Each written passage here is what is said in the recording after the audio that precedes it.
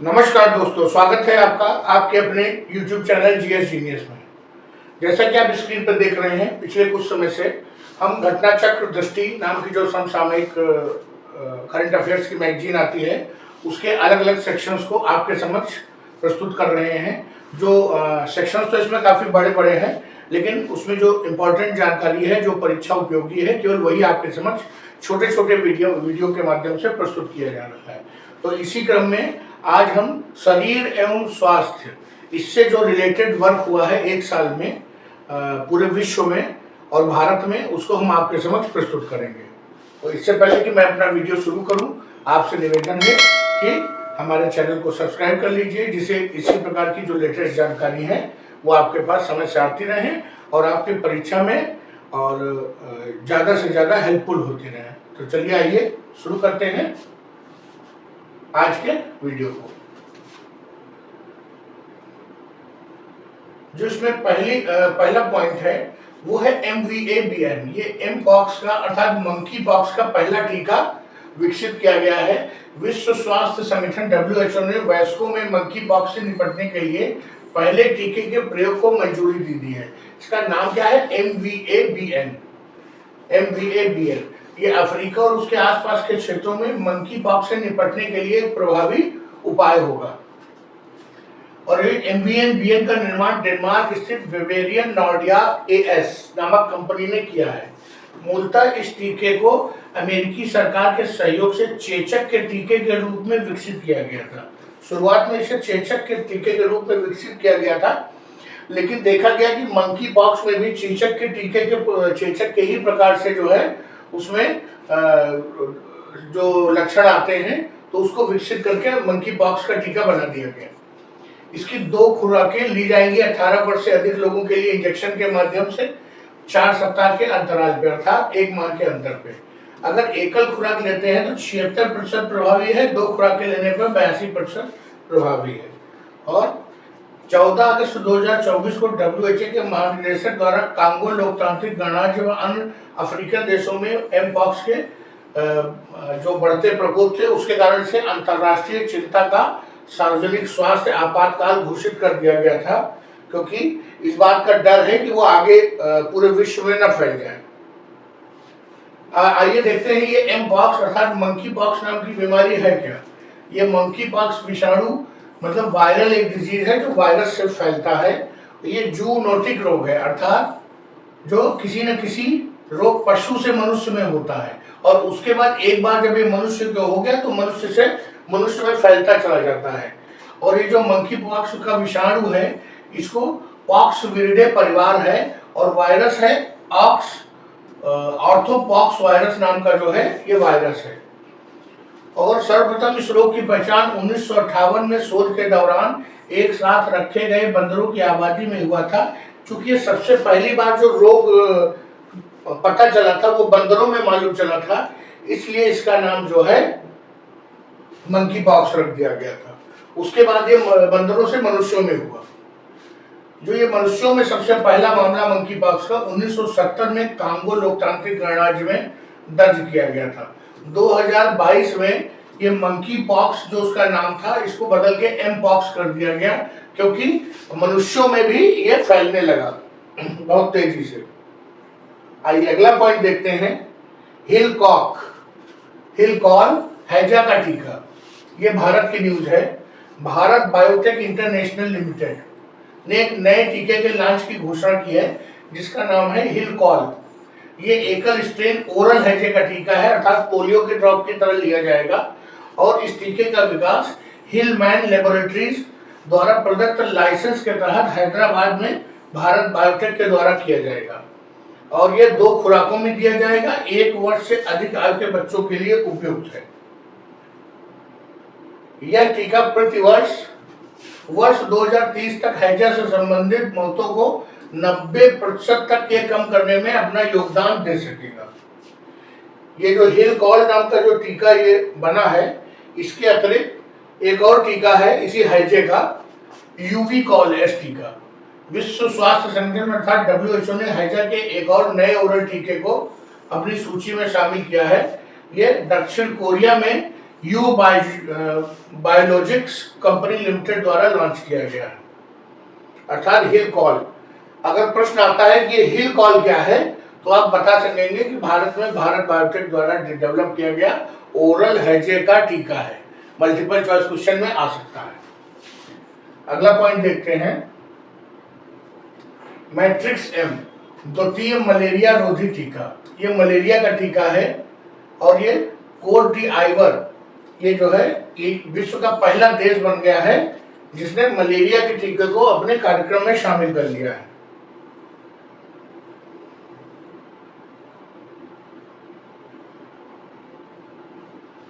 अब ये एक और इम्पोर्टेंट न्यूज है भारत के दृष्टिकोण से। भारत में चांदीपुरा विषाणु का प्रकोप, चांदीपुरा नाम का वायरस है जो आजकल बहुत ज्यादा फैला हुआ है और ये स्वास्थ्य एवं परिवार कल्याण मंत्रालय ने इसके 245 मामले दर्ज किए हैं, 82 लोगों की मौत हो गई है।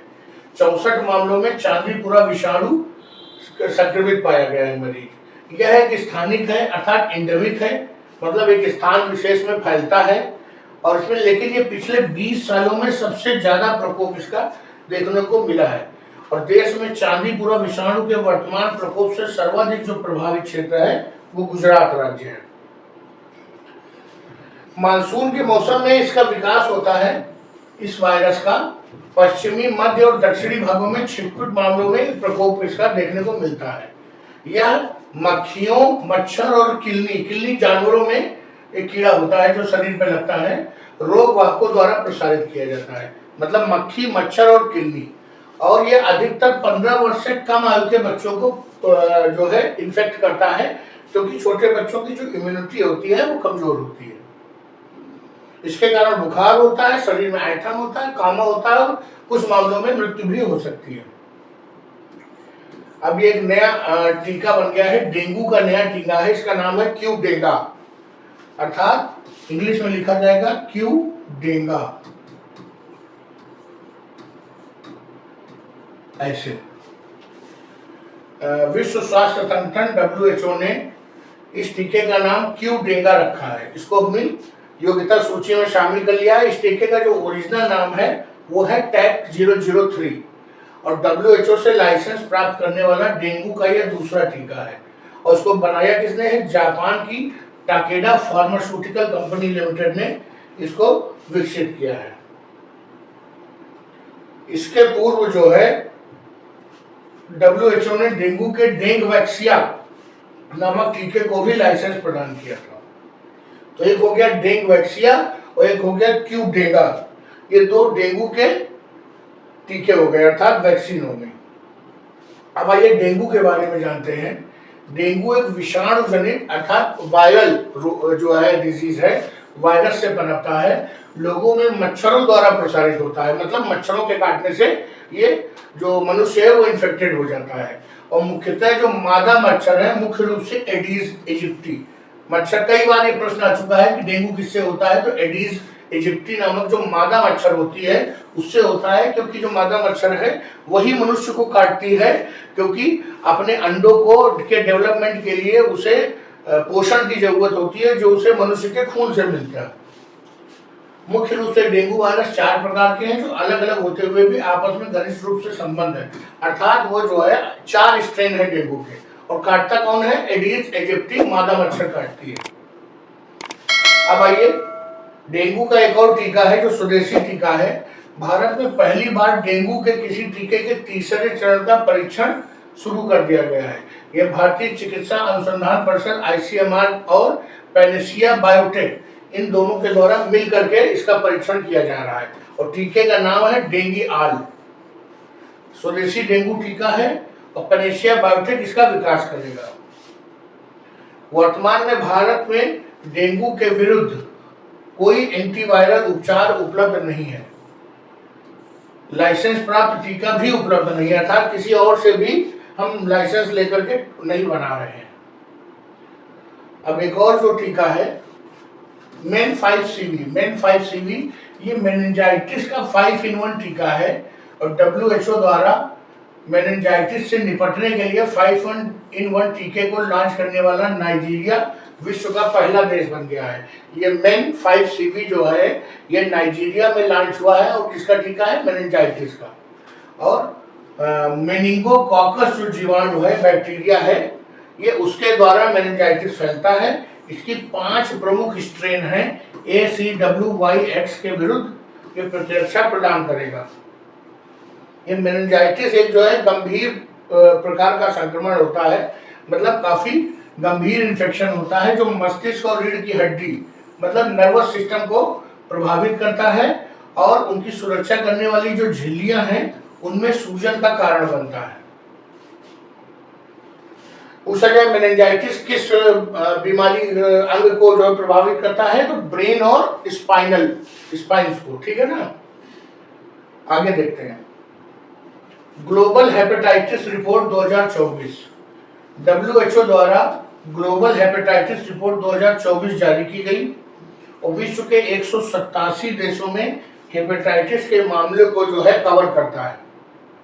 और यह अपने आप में पहली इस प्रकार की जो है रिपोर्ट WHO ने पूरी कंपोजिट रिपोर्ट जारी की है और इसमें लगभग 1.3 मिलियन लोगों की मृत्यु हुई है हेपेटाइटिस से 2022 में और टीबी से होने वाली मौतों की संख्या के लगभग बराबर है।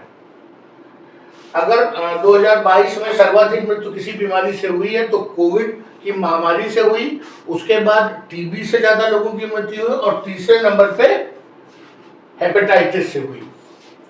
कोविड-19 के बाद वायरल हेपेटाइटिस और तपेदिक विश्व के संचारी रोगों में होने वाली मृत्यु का दूसरा सबसे बड़ा कारण था। कब? 2022 में। और जो सबसे ज्यादा जो है लगभग 2/3 मामले जो है सर्वाधिक मामले 10 देशों में थे। चीन, Bharat, Indonesia, Nigeria, Pakistan, Ethiopia, Bangladesh, Vietnam और फिलीपींस, अर्थात दक्षिणी और ये जो एशियाई देश हैं इन्हीं में सबसे ज्यादा, और अफ्रीकन कंट्रीज, इनमें सबसे ज्यादा मामले ये दिखाई दिए हेपेटाइटिस से मरने वालों के। 2000 हेपेटाइटिस के जो आधे मामले हैं वो चीन, भारत, इंडोनेशिया से आए हैं। क्योंकि इन देशों की आबादी बहुत है इसलिए मृत्यु के आंकड़े भी बहुत ज्यादा हो जाते हैं। इसमें हेपेटाइटिस बी के संक्रमण चीन में 31.5% है और भारत में 11.7% है। और हेपेटाइटिस सी के मामले में भारत का स्थान पाकिस्तान के बाद दूसरा है, पाकिस्तान का 17.8% है। अभी हाल ही में जो मिस्र देश है, इजिप्ट, वो हेपेटाइटिस सी संक्रमण को समाप्त करने की राह पर गोल्ड टियर का दर्जा हासिल करने वाला विश्व का पहला देश बन चुका है। अर्थात उसके इस संबंध में उसने अच्छे प्रयास किए हैं। और भारत का पहला स्वदेशी हेपेटाइटिस ए का टीका है हैवीश्योर। ये इंडियन इम्यूनोलॉजिकल लिमिटेड ने भारत का पहला पूर्ण रूप से स्वदेशी टीका हेपेटाइटिस ए का टीका लॉन्च किया है और उसका नाम रखा है हैवीश्योर। 2 टीके हो गए, एक हैवीश्योर इंडिया का है और डेंगी आल है। हेपेटाइटिस ए एक अत्यधिक संक्रामक बीमारी है जो हेपेटाइटिस ए विषाणु के कारण होती है और इसकी जो है बाल चिकित्सा खुराक जो है लॉन्च की गई है अभी बच्चों के लिए। अब ये अगली जो इसके बारे में न्यूज है, इंडिया टीबी रिपोर्ट। भारत में टीबी जो तपेदिक की बीमारी है उसके बारे में है। स्वास्थ्य एवं परिवार कल्याण मंत्रालय द्वारा इंडिया टीबी रिपोर्ट 2024 जारी की गई। इसमें केंद्र सरकार ने भारत में टीबी के उन्मूलन के लिए राष्ट्रीय रणनीतिक योजना 2017-2025 की शुरुआत की है और लक्ष्य है कि 2025 तक भारत से टीबी का उन्मूलन करना है। जबकि जो वर्ल्ड का टारगेट है, ग्लोबल टारगेट है, वो क्या है? वो 2030 है। भारत संयुक्त राष्ट्र लक्ष्यों SDG जो गोल है, सस्टेनेबल डेवलपमेंट गोल, उसमें हस्ताक्षरकर्ता के रूप में 2030 तक उनको जो है टीबी को समाप्त करना है। लेकिन भारत ने जो अपना लक्ष्य रखा है वो उसके 5 साल पहले का रखा है। वो इसलिए रखा जाता है कि अगर कहीं 2025 के बाद 2-4 मामले मिल भी जाते हैं एक बार खत्म होने के बाद, तो फिर से उन पर काम करने का मौका रहे। WHO द्वारा कोविनेट का अनावरण किया गया। ये विश्व स्वास्थ्य संगठन द्वारा सार्स और कोविड और मर्स कोविड के उभरते कोरोना विषाणुओं की निगरानी हेतु एक वैश्विक नेटवर्क का बनाया गया है। इसका उद्देश्य क्या है? सभी 6 WHO क्षेत्र में जो है 21 देशों की 36 प्रयोगशालाओं को शामिल किया गया है, जिसमें भारत की भी 3 प्रयोगशालाएं शामिल है।